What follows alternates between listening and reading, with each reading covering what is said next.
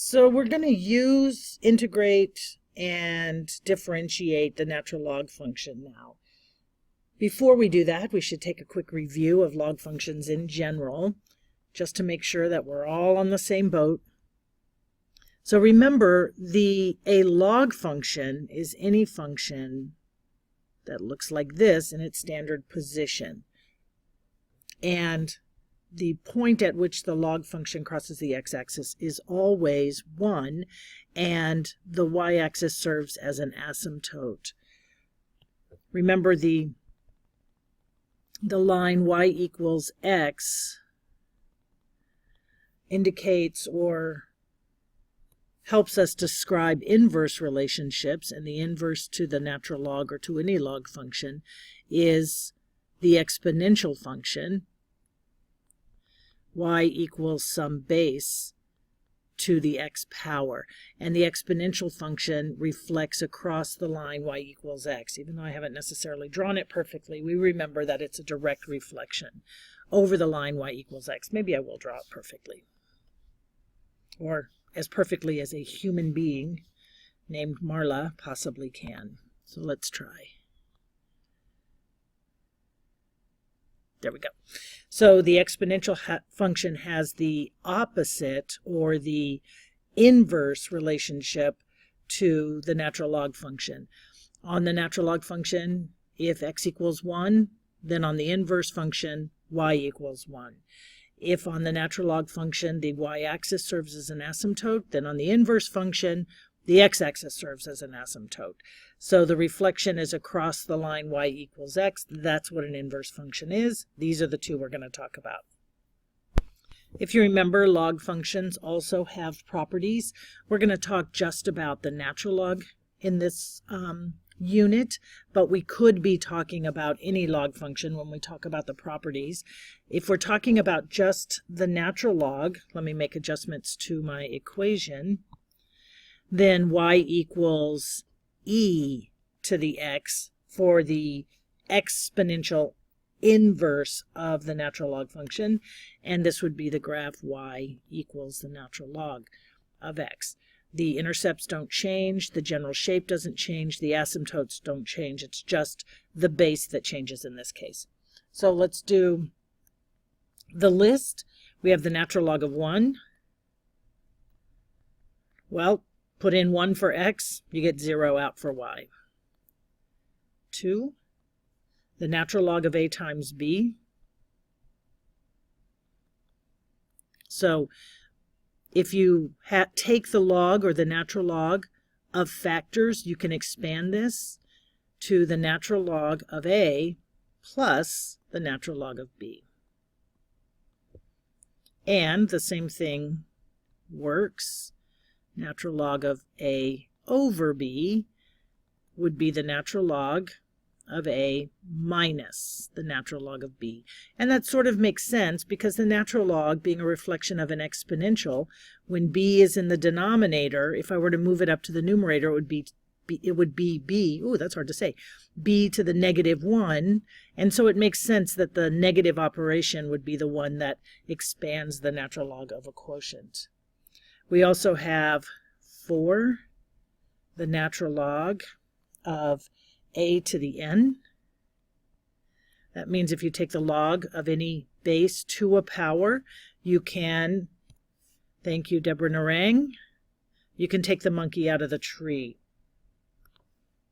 So that would be n times the natural log of a. And finally, oh, that's all of them. I just gave them in a different order than the reference I'm using, because you'd hate to have me forgetting something while I'm in the middle of talking my way through a lesson. Let's see, we have a couple more factoids. The domain, if we look at the natural log, we can see that the domain is 0 to infinity, 0 not included.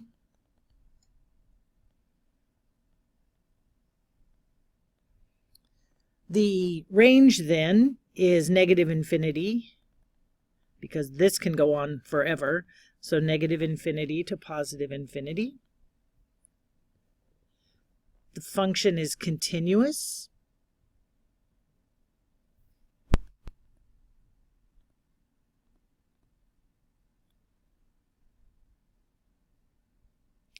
think I spelled that wrong. I-N-O-U-S-O-U. Oh, I spelled it right. Continuous, increasing, always increasing, never decreasing. Starts at negative infinity, goes bigger, bigger, bigger. And it would be concave down.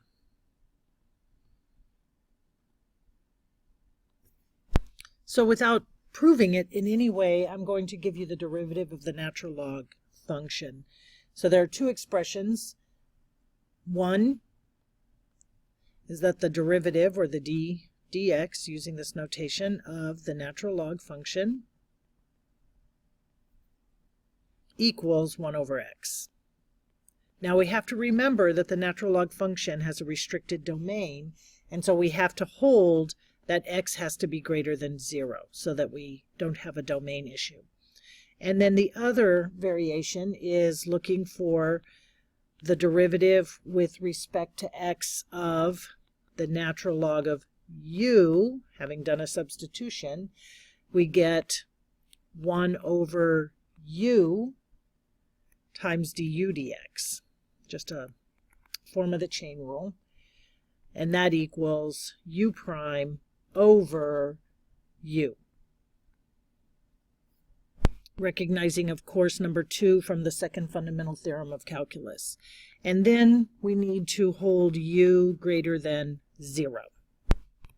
But remember, if u is greater than 0, but u was a substitution from some function of x, this means that you'll be forced to solve, or you'll be expected to solve for whatever the substituted function has to be greater than 0. So it's not just a letter u, but the function that you're substituting, greater than 0. And then let's also look at a couple of ways to define a log function, or the natural log function. So the natural log of x is defined as the integral from 0 to x. Oh, it can't be 0, obviously. That's a domain restriction. From 1 to x, 1 over t dt. And we have to be careful that we don't choose an x value greater than or less than or equal to 0. So x has to be greater than 0. And then the other would be just the natural log of e, specifically defined as 1 to e, the integral from 1 to e of 1 over t dt. And again, we'd want to pay attention to or notice that e has to be greater than 0. And of course, e is greater than 0. All right, so that was just a bunch of talky information, remembering the properties of logarithmic functions, talking about the graph of a logarithmic function, looking at the fact that the derivative of natural log of x equals 1 over x, which is logical when you consider that the definition of the natural log of x is an antiderivative. And so all workable information, but just a bunch of information until we work with it a little bit and see how it processes. So let's do that. Well, first, let's practice some of the properties of expanding and collapsing logarithmic functions, and it's not any fun unless we do one that's big and complicated. So we want to expand the natural log of x squared plus 3 quantity squared in the numerator divided by x times the square root of, the cubed root of x squared plus 1.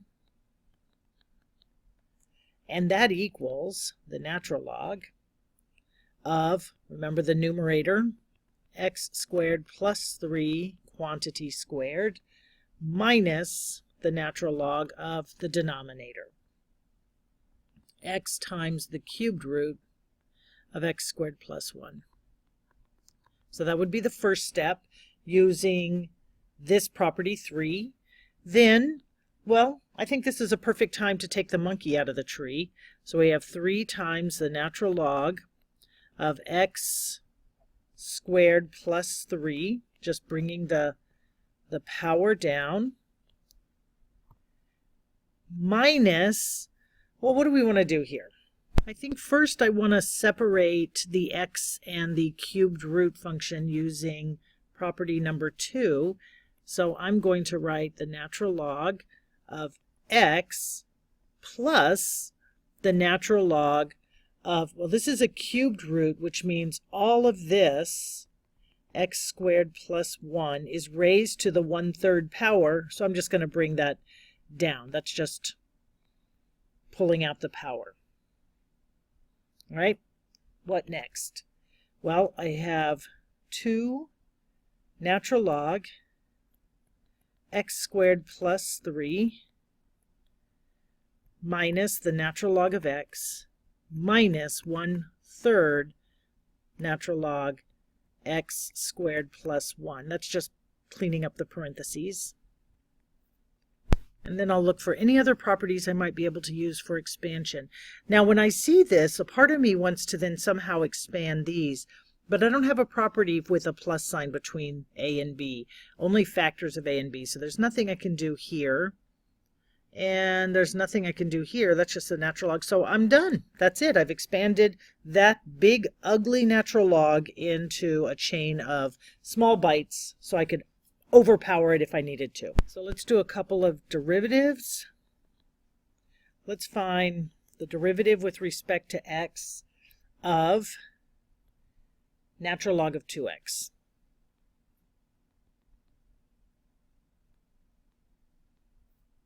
So I'm inclined to say that it equals 1/2x because the natural log of whatever x is.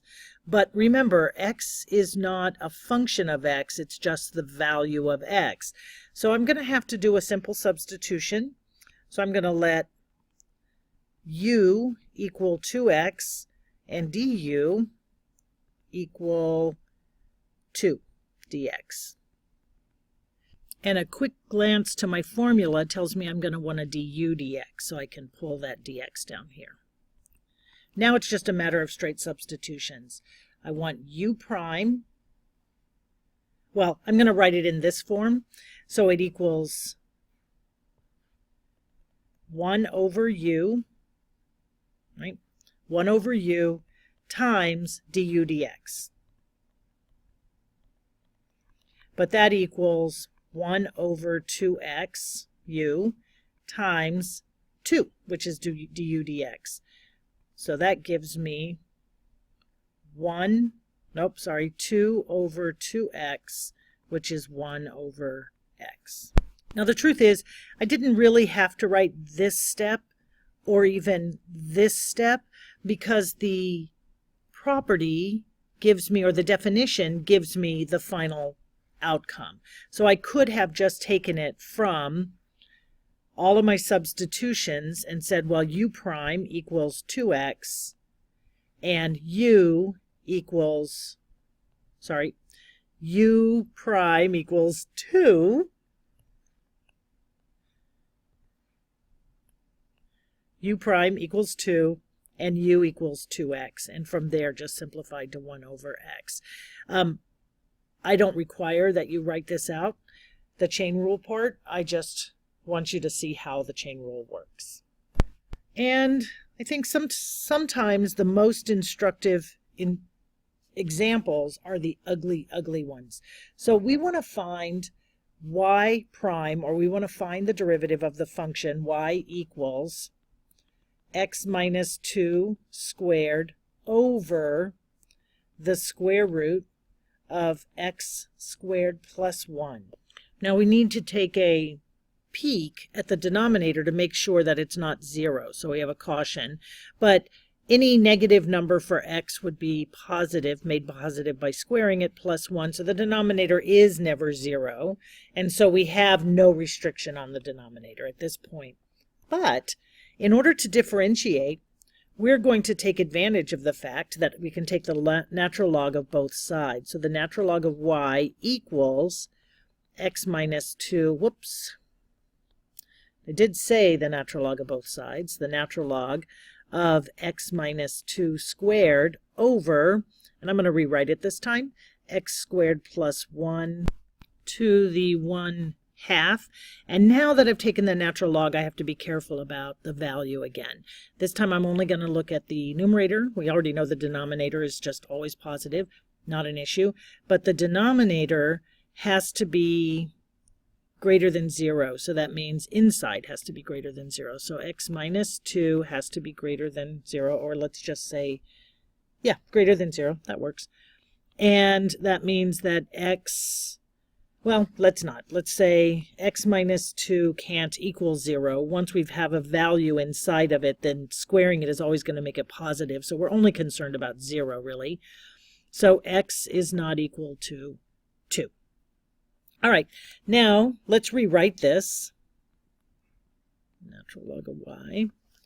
So we have, and I think I can do a few steps in one. This is algebra 2, so you don't have to show every single step. You're expected to already know this. So the natural log of x minus 2, that's the numerator, minus the denominator, which would be 1/2 times the natural log x squared plus 1.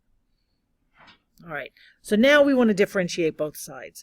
Using substitution and using the property from before, the natural log of y, the derivative of the natural log of y, is going to be y prime over y.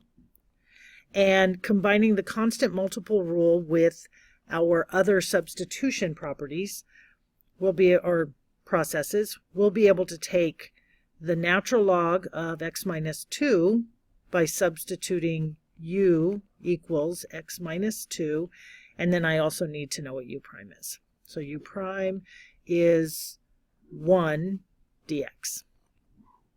And then for the other, we're looking at u equals x squared plus 1, so u prime is 2x dx. All right, let me rewrite this so I have more room to work. Okay, now constant multiple rule gives me 2, and then all I need to know is u prime over u. U prime is 1 dx, and u is x minus 2 minus 1/2 times u prime in the numerator, 2x, and u in the denominator.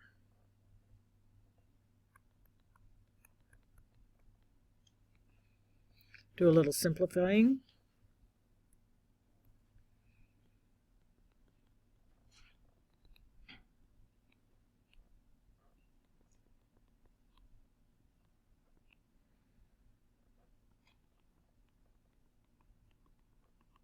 And then one last step is I'm looking for the y prime, not the y prime over y, and so I'm going to multiply through both sides by y. So I get y prime equals y times all of this.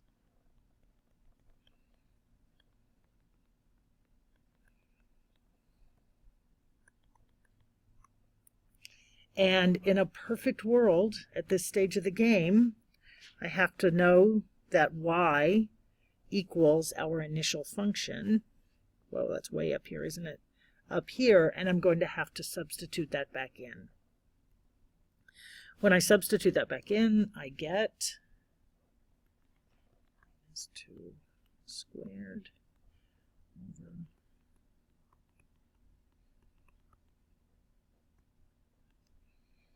and I'm going to expand all of this, find a common denominator and do an expansion just in case I can do some combining. So I get x squared plus 2x plus 2 over, I don't think, let's see, x minus 2 times x squared plus 1. Now you may be wondering why I didn't expand the denominator, because in the hesitations in my voice a couple seconds ago I was noticing that I have a power of x minus 2 in the numerator, and so I want to do some canceling with that. So I'm going to cancel this one of these, with this one, and then I can put it all together. So I have x minus 2 in the numerator And then I have x squared plus 2x plus 2 in the numerator, and that does not factor. And then in the denominator, I have x squared plus 2 to the first power and x squared plus 2 to the 1/2 power. So I have an x squared plus, 1, x squared plus 1 to the first power, x squared plus 1 to the 1/2 power. So I have an x squared plus 1 to the 3/2 in the denominator. And that is that.